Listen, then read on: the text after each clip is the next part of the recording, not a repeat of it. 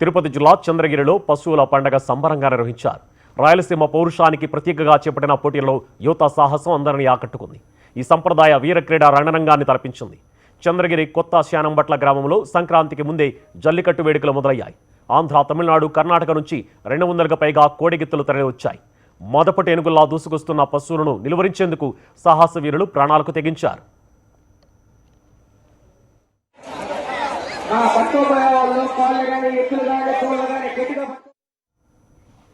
నిప్పులు చెరిగే కళ్ళు, పదునైన కొమ్ములతో గాలిని చీల్చుకుంటూ గిత్తలు దూసుకురాగా పశువుల తలపై ఉన్న పలకలు చేజిక్కించుకునేందుకు యువకులు పోటీ పడ్డారు.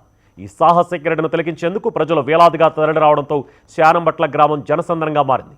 సందర్శకుల కోసం నిర్వాహకులు అన్ని ఏర్పాట్లు చేశారు. ఎలాంటి అవాంఛనీయ సంఘటనలు జరగకుండా భారీగా పోలీసులను మోహరించారు.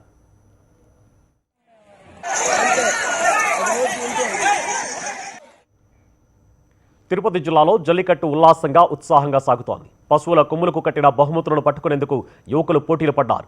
24 గ్రామాలకు చెందిన యువకులు జల్లికట్టులో పాల్గొంటున్నారు.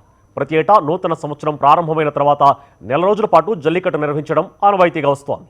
తిరుపతి రూరల్, చంద్రగిరి మండలంలోని సుమారు 30కి పైగా గ్రామాలలో జల్లికట్టు నిర్వహించనున్నారు.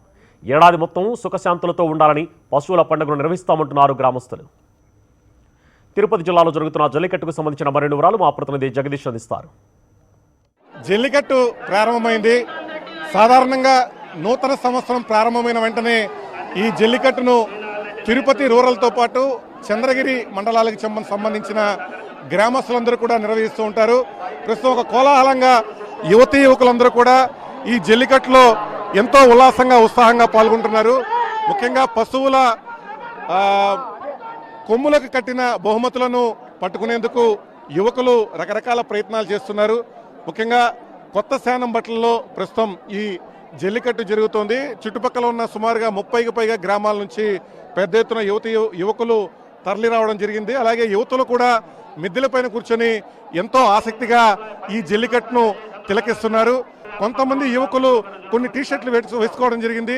ముఖ్యంగా అటు మంత్రి నారా లోకేష్ కావచ్చు, అలాగే ముఖ్యమంత్రి చంద్రబాబుకు సంబంధించిన ఫోటోలని తమ బనీన్లకు సంబంధించి వెనకాల ఫోటోలుగా వేసుకొని వారు ఈ పశువులకు కట్టిన బహుమతులను పట్టుకునేందుకు తమ ప్రయత్నం చేస్తుంటారు. కాబట్టి ఒక ఉల్లాసమైన వాతావరణం కనిపిస్తుంది. మామూలుగా చిన్న చిన్న దెబ్బలు తగులుతూ ఉంటాయి, వాటిని పట్టించుకోరు కదా మామూలుగా మీరు?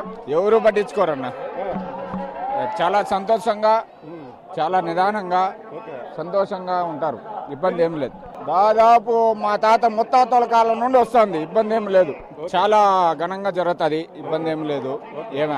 ఏ పండగలో ఏ పార్టీ గిట్టి అని లేదు. అందరూ కలిసిమెట్టుగా సమానంగా చేసుకుంటారు. ఇబ్బంది ఏం లేదు. చాలా బాగుంటుంది. ఎలా అనిపిస్తుంది చూసేప్పుడు మీకు? చాలా సంతోషంగా ఉంటుంది. ఇబ్బంది ఏం లేదు. పెద్దవాళ్ళు ఉన్నారు, ముఖ్యంగా పెద్దలతో మాట్లాడదు. ఎలా అనిపిస్తుంది పెద్ద నేను చూస్తే? పండగ హ్యాపీగా జరుపుకుంటారు. ఎప్పుడెప్పుడు చేసుకుంటారు? మేము పుట్టక ముందు నుంచి చేస్తానే ఉన్నాడు మాకు తెలిసి. అంటే నూతన సంవత్సరం తర్వాత కంటిన్యూగా ఒక నెల రోజులు ఒక నెల మామూలుగా చిన్న చిన్న దెబ్బలు పట్టించుకుంటారు. ఏం పట్టించుకోరు. పార్టీ ఫీలింగ్ ఉండవు. ఏమేమి లేకుండా హ్యాపీగా జరుపుకుంటారు. ఎలా అనిపిస్తుంది ఇప్పుడు మీరు ఇన్నేళ్ళుగా చూస్తారు కదా, దీన్ని చూసినప్పుడు ఎలా అనిపిస్తుంది మీకు? ఈరోజు స్టార్ట్ అయిన సంతోషంగా అనిపిస్తుంది. మరి ఎన్ని సంవత్సరాల పాటు చేస్తారు? ఏ గ్రామాల్లో చేస్తారు ఇక్కడ? ఈ చుట్టుపక్కల పల్లెలు మొత్తం చంద్రగిరి, నెక్స్ట్ లాస్ట్లో వచ్చింది చంద్రగిరి.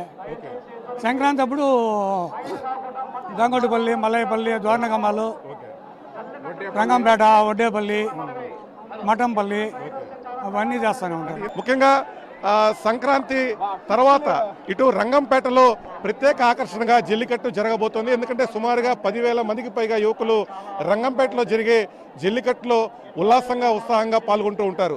మిగిలిన గ్రామాల్లో కూడా ఇక్కడ ప్రస్తుతం జరుగుతున్న కొత్త శానంబట్లే కాకుండా చిత్తూరు జిల్లాకు సంబంధించి వెదురుకుప్పం మండలంలో కూడా చాలా ప్రాంతాల్లో ఈ జల్లికట్టును ఒక ఆచారంగా గ్రామస్తులు కొనసాగిస్తున్నారు చెప్పొచ్చు. కానీ గ్రామస్తుల్లో ముఖ్యంగా యువకులకు ఎలాంటి గాయాలు తగలకుండా పోలీసులు కూడా చాలా అప్రమత్తంగా వ్యవహరిస్తున్నారు. ఇక్కడే ప్రత్యేకంగా కొంతమంది వైద్య సిబ్బందిని కూడా ఏర్పాటు చేసి ఎవరికైనా గాయాలు తగిలితే వెంటనే వారికి తీసుకెళ్లి ప్రథమ చికిత్స చేస్తున్న పరిస్థితి కనబడుతోంది. Over to studio.